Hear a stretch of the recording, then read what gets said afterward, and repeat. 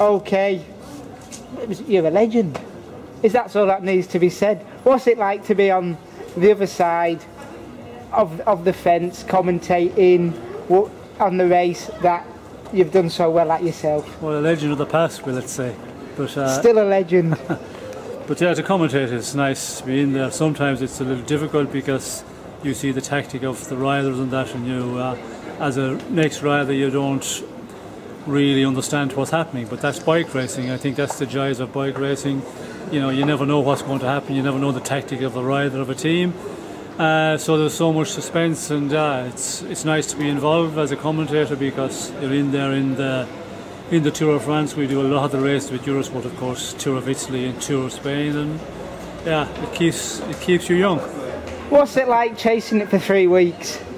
Well, a lot of people think it's a holiday for 3 weeks, but certainly not. You see, we only finish, and we're only 700 metres from the finish today. Other days we're 180, 200 kilometres from the finish, so you have to get away. Like on the mountain tops, you have to get off the mountain, you still have to drive 200 kilometres. And to get off a mountain of 10k, sometimes it takes 1 hour, 1.5 hours. So they are long days. You know, you leave the hotel at 7, 8, 9 in the morning, you don't sometimes get to your hotel till 9, 10, 11 o'clock at night. So it's certainly not a holiday, which a lot of people think, being commentating on the Tour of France, it's a real 3-week holiday. So is it easier being a professional?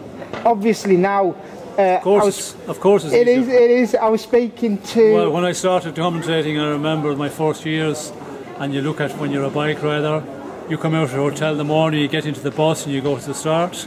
You're giving your bike, you're giving everything.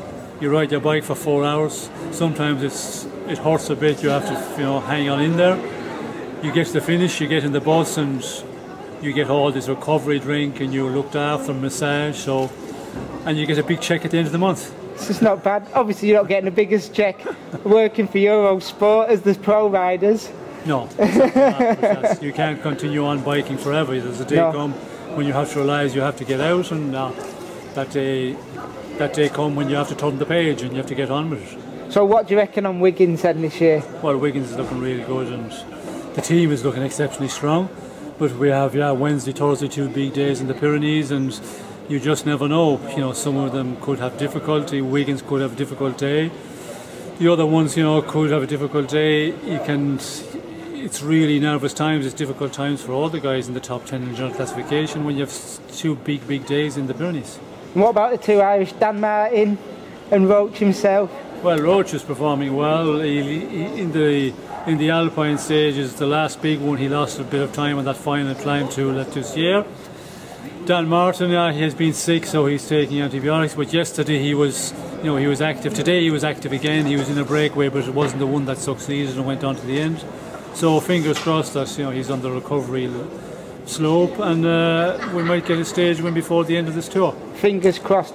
One last question before I let you go back to your hotel. What's your one defining memory from your Tour de France's?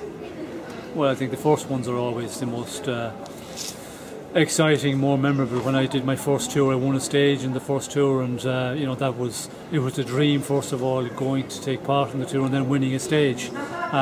So that was a great experience. And then there's a lot of other ones, of course, winning green jerseys later on, and also some disappointing ones where I crashed out and broke a collarbone. So that's the joys of bike racing.